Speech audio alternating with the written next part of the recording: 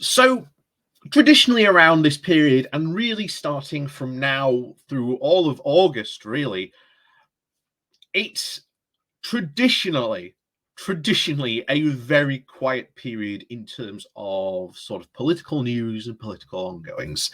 Why? Because, well, the MPs go on holiday, and unless, well, something big happens, um, you know, politics and news in general tends to be sort of very quiet for this period.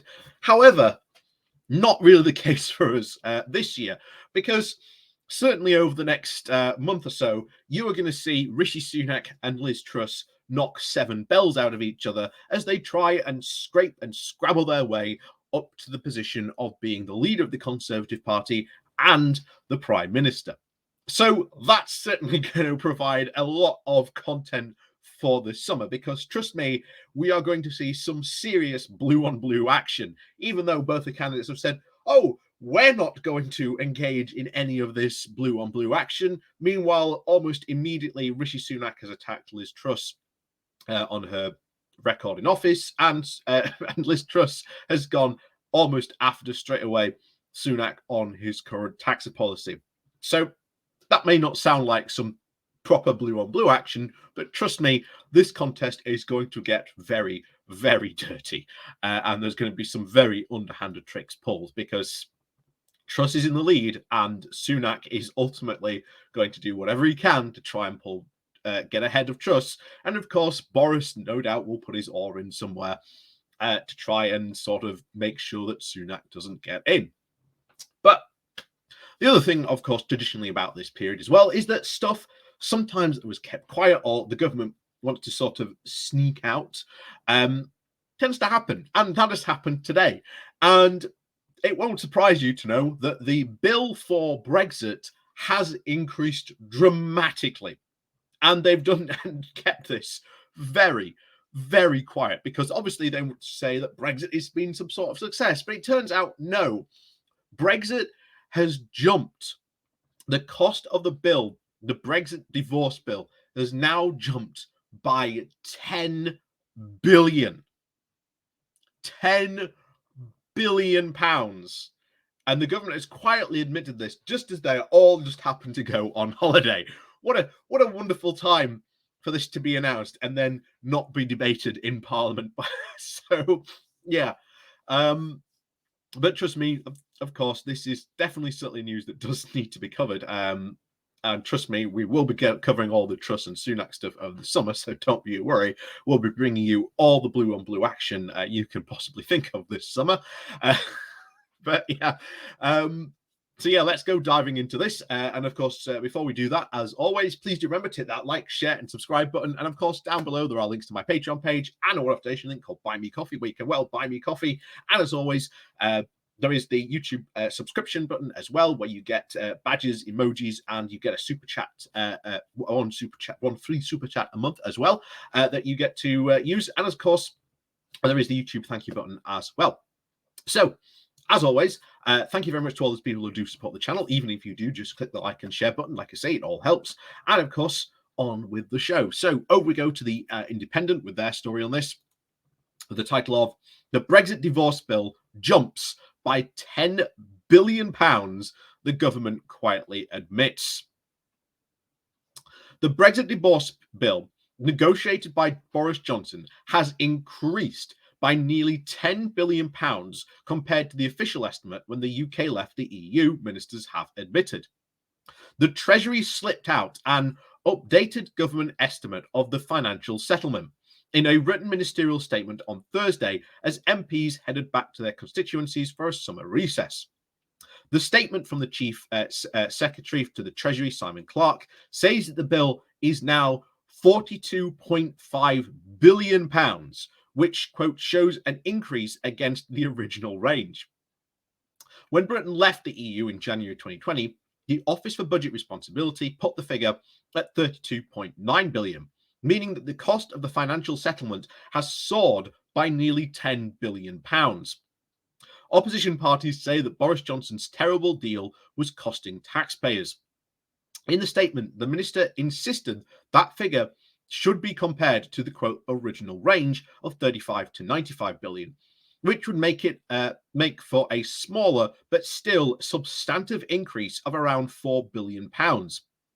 But the timing of the Treasury statement at the start of the summer recess means that MPs will be unable to hold ministers account for the increase in the Commons, because it will not be sitting.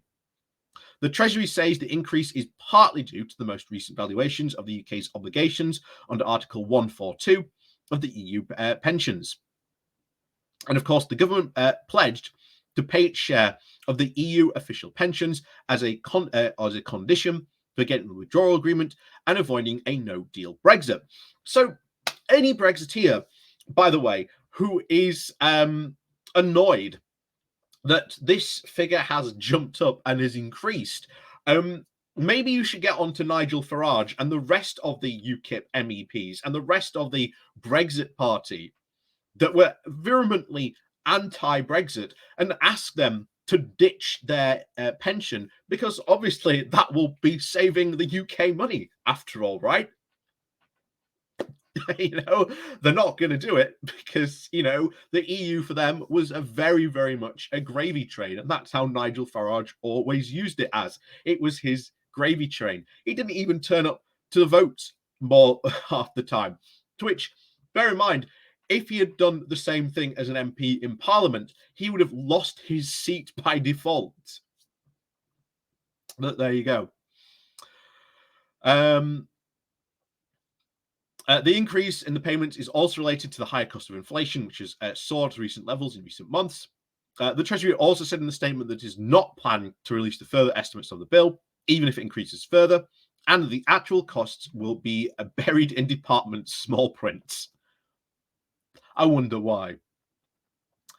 As all payments will be made from departure accounts, HM Treasury do not plan to reciprocate or consolidate the financial reporting on the TCA.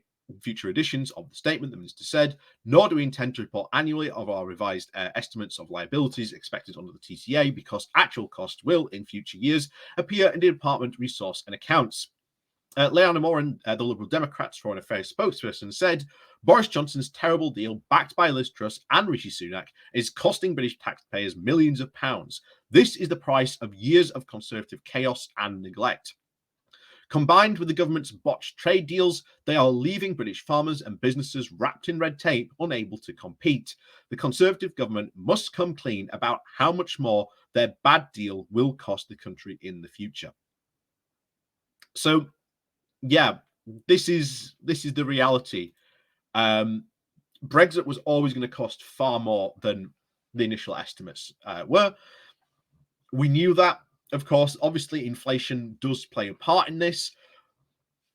But even then, 10 billion, I don't think you can just put a 10 billion all down to inflation. I really don't think you can. I think it's very, very obvious. This is costing us far, far more than the government would care to admit. Hence why it's been quietly slipped out at this point, so that, people like the Lib Dems, etc., can't come and hold the government to account. Why have we suddenly had an increase of £10 billion? What's going on here?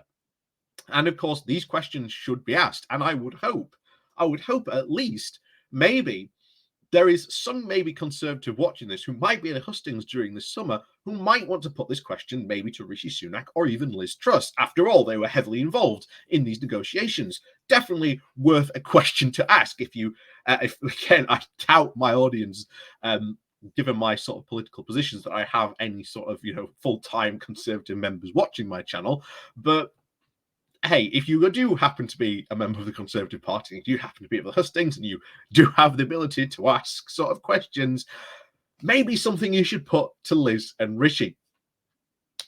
But of course, as always, thank you very much for watching. Please do remember to hit that like, share, and subscribe button on your way out. And of course, down below, there are links to my Patreon page, the one-off donation link called Buy Me Coffee, and of course, my YouTube subscription button, where you get all sorts of little bells, whistles, and whatnots when you subscribe to that. So, as always, thank you very much for watching, and we'll see you all next time.